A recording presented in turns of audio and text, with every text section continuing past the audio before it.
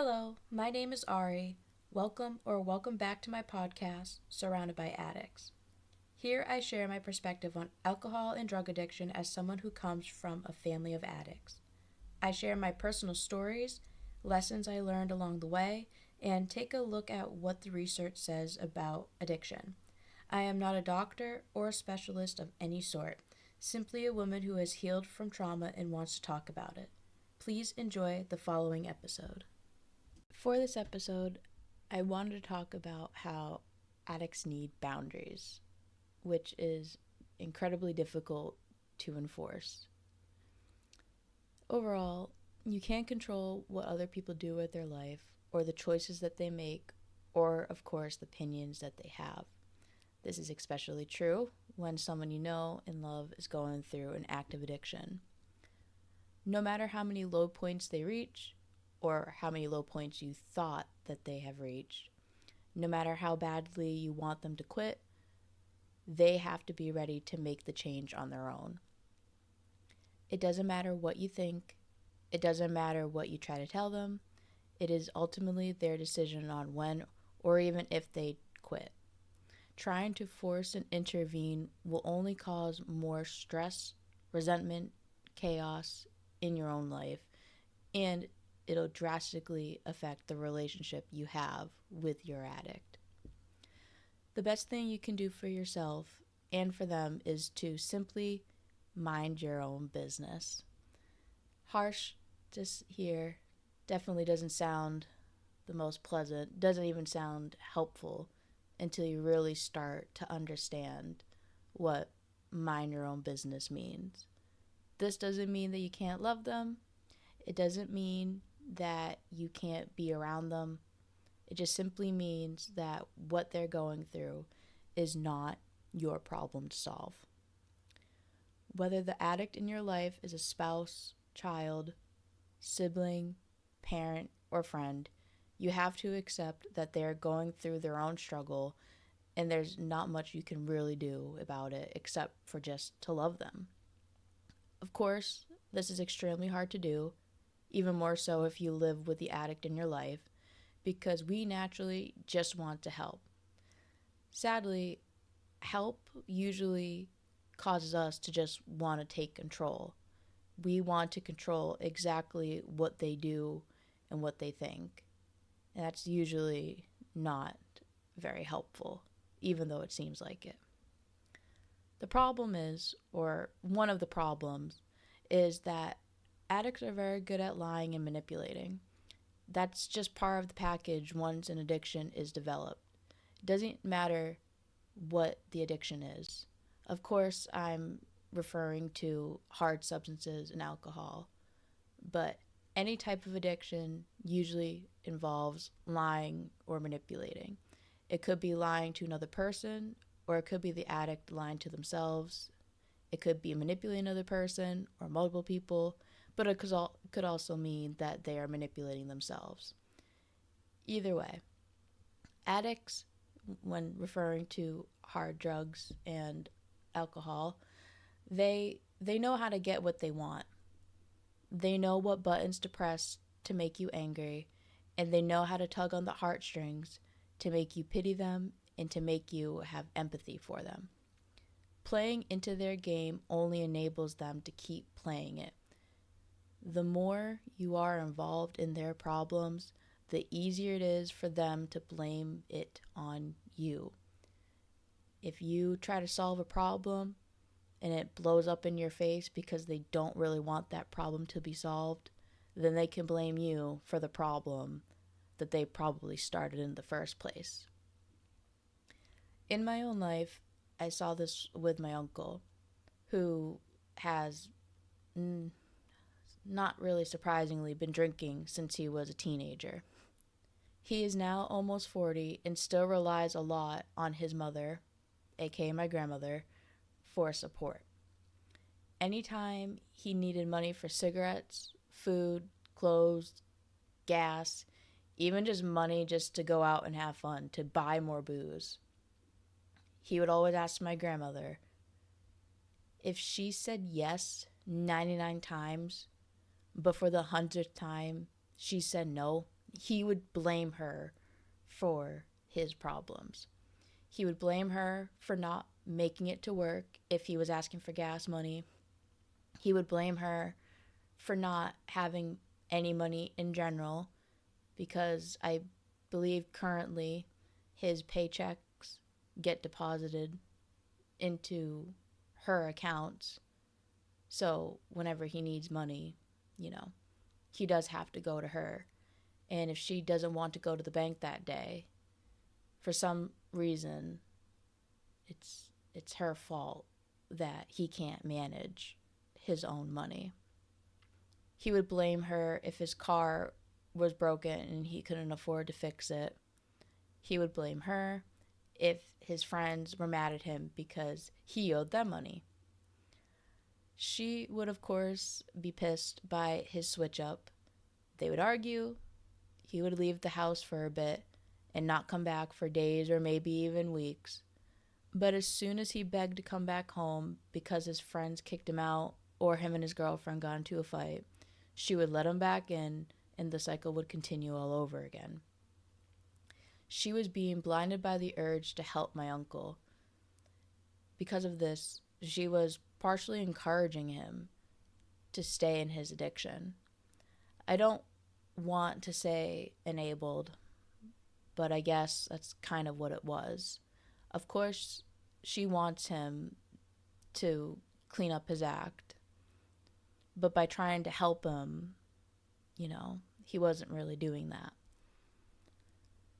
So despite all of the pleas for money, shelter, and food, he was still, however, always able to get drunk, which never really sat well with anybody in our family, but he always found a way to get drunk.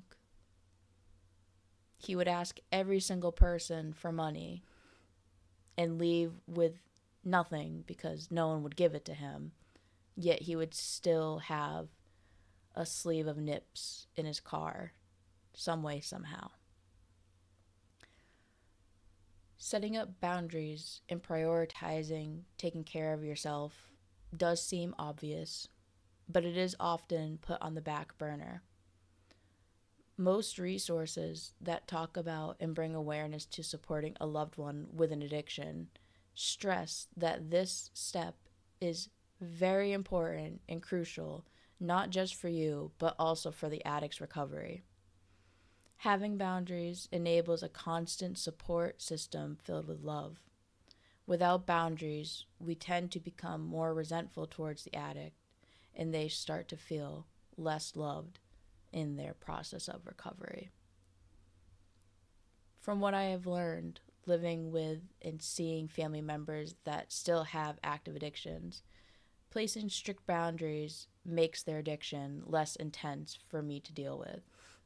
It is something that I really hope that my grandmother will be able to learn as she continues to navigate this very stressful relationship she maintains with my uncle, her son. The addicts in my life know I have no issues leaving the family function if they get too fucked up when I'm around. So when I do come around, they manage themselves a lot better. Even if they are still in addiction, they handle it differently when I'm around. The addicts in my life know not to ask for money, or I simply won't talk to them. So now my conversations can be focused more on positive subjects rather than the impending doom question of if I can spare $20. When I learn of the most recent troubles that the addict in my family has gotten themselves into, I can have sympathy, because sympathy and empathy are different. I can have sympathy for where they are, but not feel like I have to come to the rescue while also feeling guilty for not wanting to help. In my opinion, of course, the guilt of feeling like I need to resolve every problem or confrontation was what was eating at me the most. Even with family members that were decades older than me, lived far away, and were going through things I had no knowledge or experience on, I remember one time the same uncle that I referred to earlier. I usually just call him my drunkle because he's always drunk, and ever since I was a kid, he was just always drunk. So drunkle.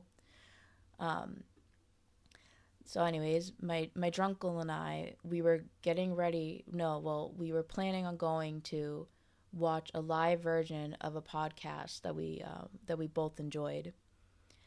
He was the one who actually got me into the podcast, and he was very excited to tell me about their live show at the time that was months in advance.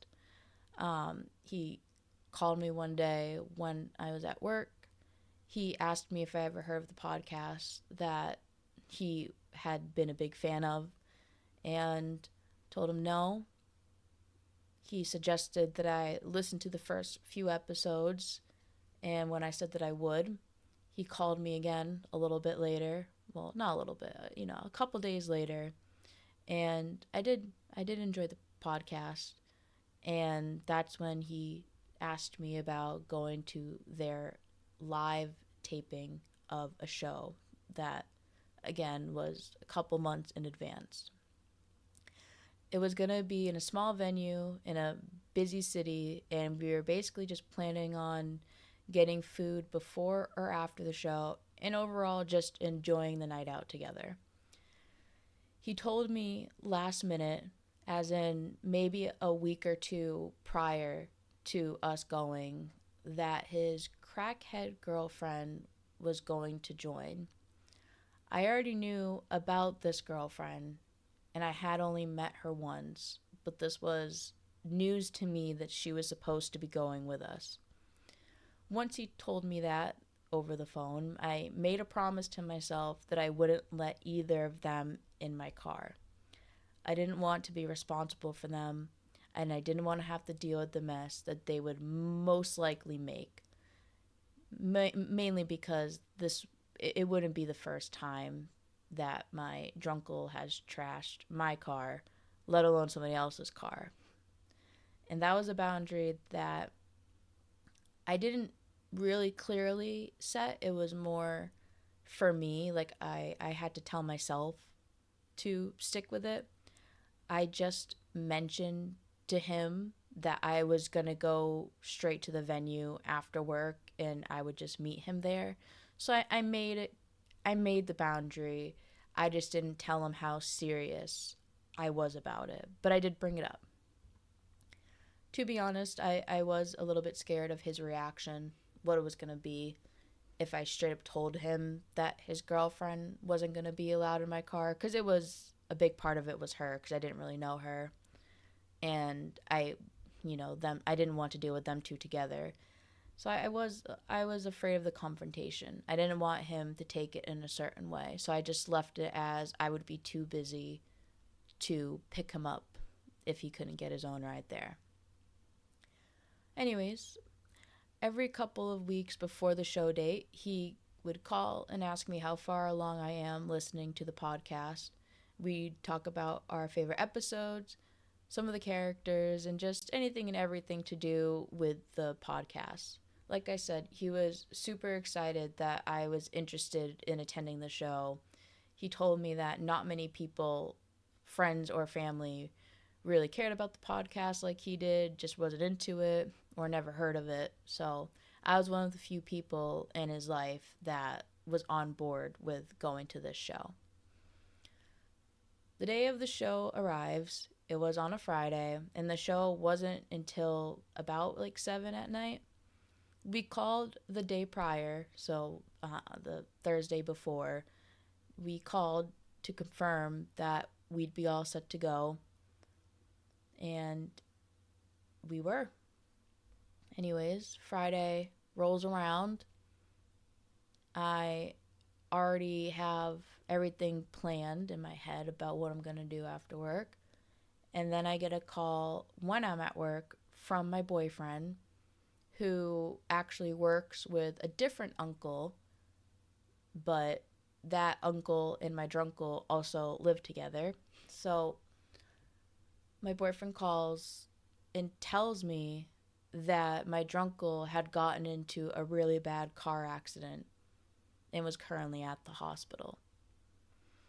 I believe this phone call was before I had lunch at noon, so it was decently early in the day.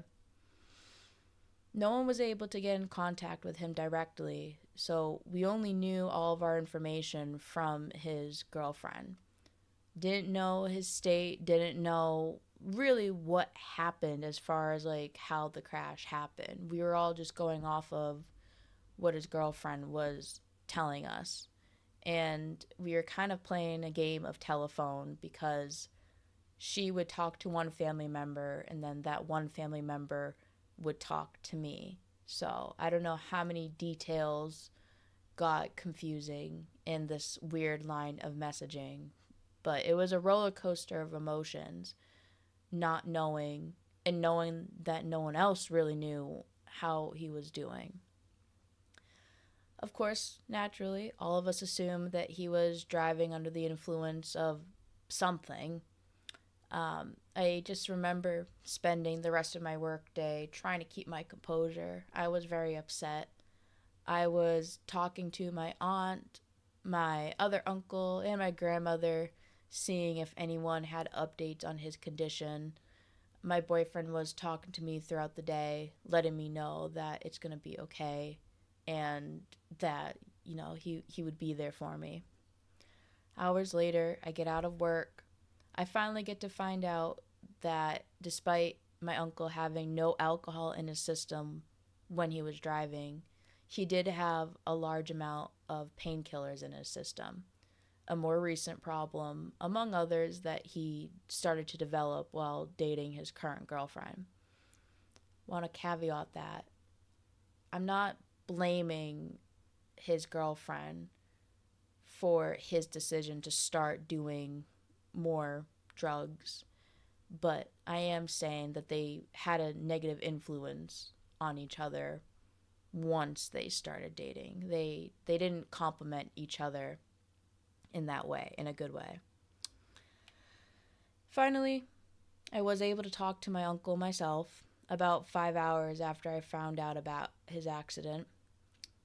He was incredibly drugged up, but seemingly no serious injuries, and was just waiting for different test results in the waiting room of the hospital he was at. He hung up on me saying he'd call me later when he figured out a ride up to the venue. I should mention now that his girlfriend's car didn't work. I was trying to question him on why he thinks he would be able to, or why he thought he would be able to attend the show when the other people in the car that he hit, didn't know their condition, but he was adamant that he was gonna go to the show no matter what. That was his mindset. He didn't care if he would be on the run, didn't care if he would be hooked up to IVs. He didn't care. He wanted to go to the show no matter what. I got home and told my boyfriend that I'm still gonna go to the show because I already bought tickets and I didn't want to put myself down. I didn't want to get so sad that I didn't go do something that I really did want to go and see. So I told my boyfriend that I'm going to go and that if somehow Drunkle makes it to the venue, I need a good excuse on why I couldn't bring him/them if his girlfriend was going to go home. And that's exactly what I came up with. I was very scared and not really paranoid. I was very scared of seeing my uncle after the crash. Not because I thought he was going to look, messed up, but his mindset. I was scared of the mindset that he would have after a crash, after knowing what was in his system, and just assuming that him and his girlfriend were probably going to be fighting. So I was fully prepared to lie to my uncle about a fake birthday party for my boyfriend's cousin, who still doesn't live that far from where I would be. My plan was to say to my uncle that if he asked for a ride home, I would just have my boyfriend call me or send me the text for the address that I would need to go to and confirm my ETA. I did get ready and I left for the show. It was I say only, it was about an hour and a half drive, but considering how far away I was going, it wasn't that bad. I was paranoid that the whole time when I was driving that I would get updates about whatever was going on with the people that he hit. And about 30 minutes away from the venue, he calls me and I lie and I say that I'm basically at the venue. I was looking for parking simply because I didn't want to turn around. So when he asked me if I could turn around, I just said we'd be very late because I was so close to the venue. He hangs up pretty quickly. He says that he'll try to figure out a way to get there, but he's not sure. So he hangs up. I still have about 30 minutes to go. I make it to the venue without any issues. Saw the line, saw where I needed to go, got my ticket out, and the whole time I was in line, the whole time I was sitting down waiting for the show, I was just so fucking nervous the whole time. At any moment I thought he would pop up because that's just how he is. I was so nervous that he would actually make it.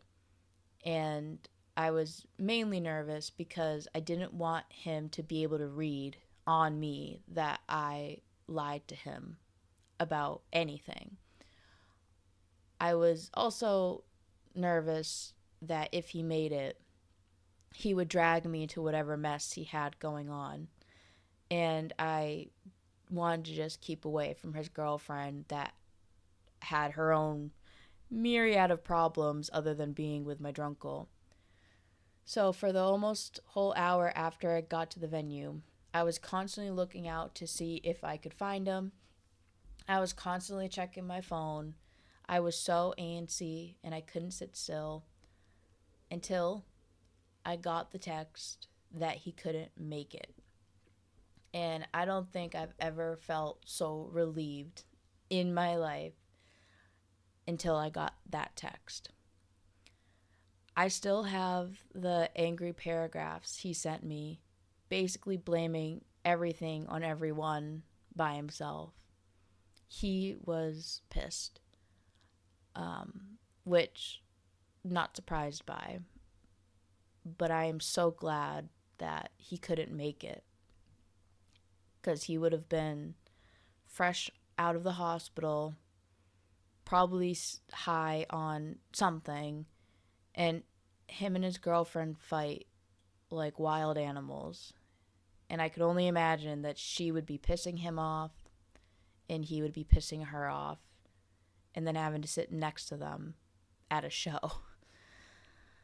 So although I was scared he was going to go off the deep end, because like I said, he was very angry in these texts, I was relieved that I didn't have to face him, and I was relieved that I didn't cave into driving him and his girlfriend. That was probably the most difficult part, was not feeling bad for him because he put himself in that situation.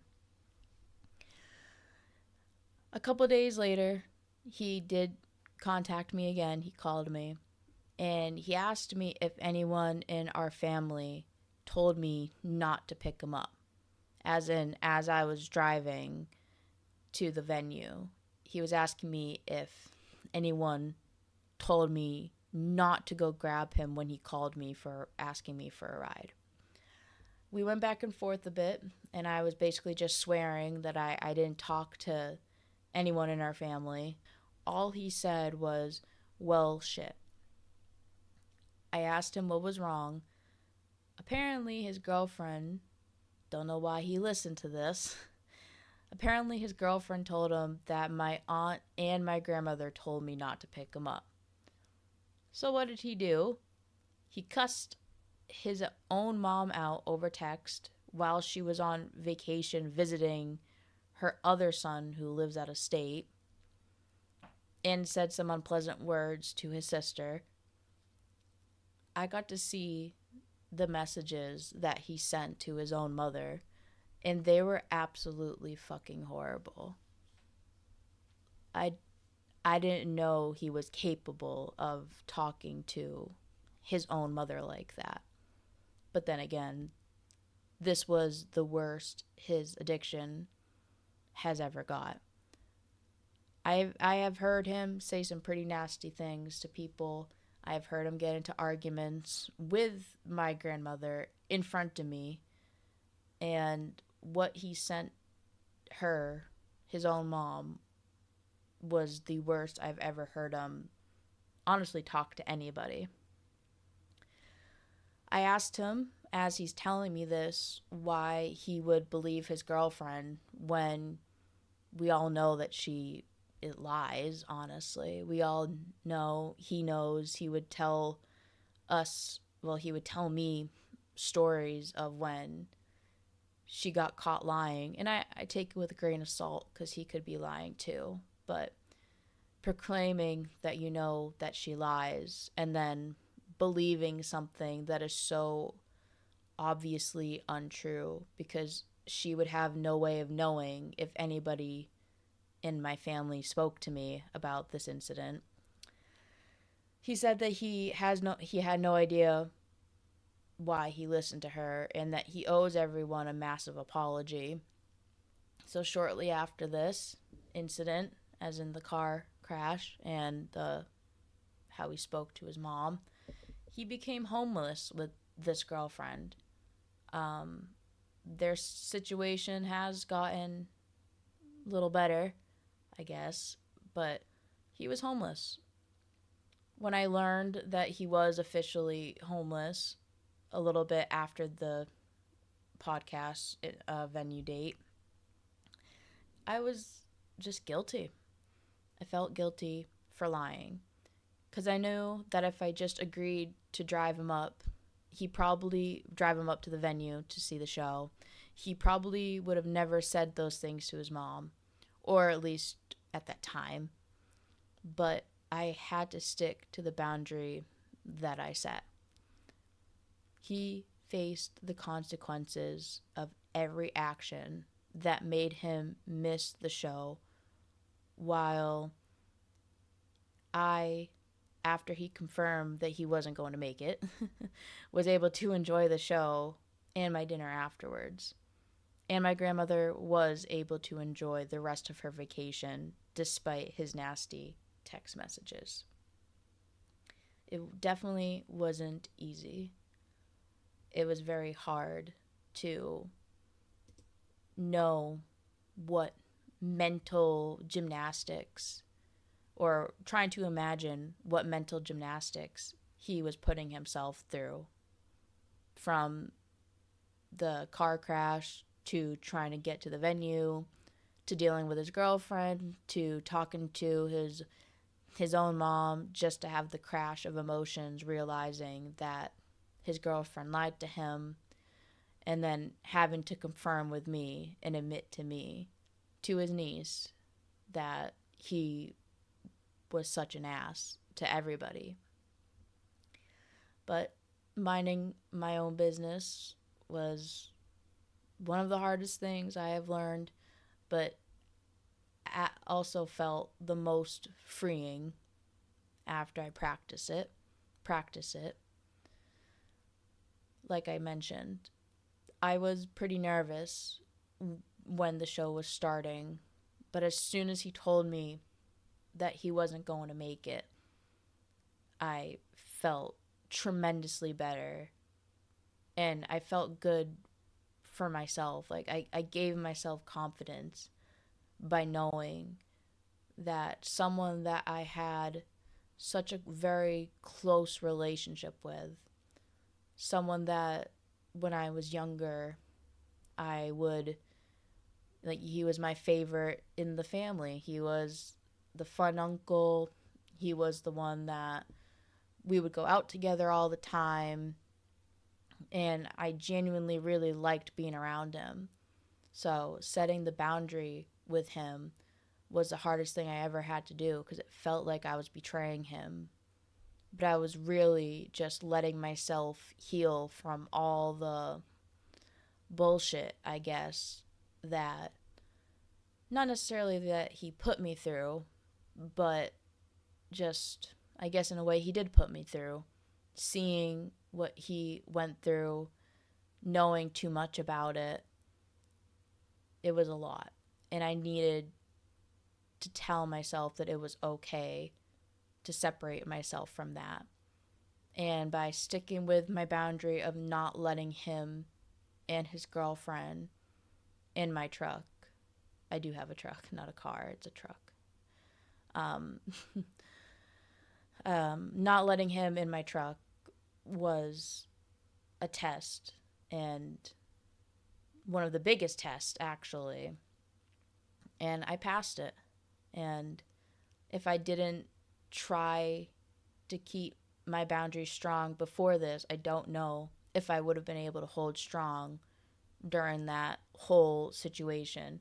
God only knows what would have happened if I was in a busy city with him and his girlfriend after an accident. Like, God only knows what trouble would have happened if I caved in and I turned around and I picked them up and tried to survive the night. Of course, this is just one example. Drunkle isn't the only example of how I placed and tried to uphold boundaries that made my relationships with addicts better. But like I tried to stress, because it was very difficult and hard for me, and I still can get emotional thinking about my relationship with Drunkle. It helped me a lot feel more free in my relationships with addicts, in my family, and not let what they go through affect me as much. It also helped me be okay with the fact that Drunkle and I have drifted apart, mainly due to his addiction. I do have an idea how he's doing, but I don't let myself get too invested in his life anymore. I can love him easier. I forgive his flaws and some of the situations that he put me through, which, again, want to stress is why I needed boundaries with him in the first place. And I am at peace for the most part with how our relationship is, because now he knows that I have boundaries. He knows I've put them into place and that they are solid. They are rigid. This goes for every addict I have in my life, and I have learned to love and care from afar while supporting them, but not smothering them. Thank you for listening to Surrounded by Addicts. Remember to take life one day at a time and to enjoy the little things in life. Stay tuned for the next episode.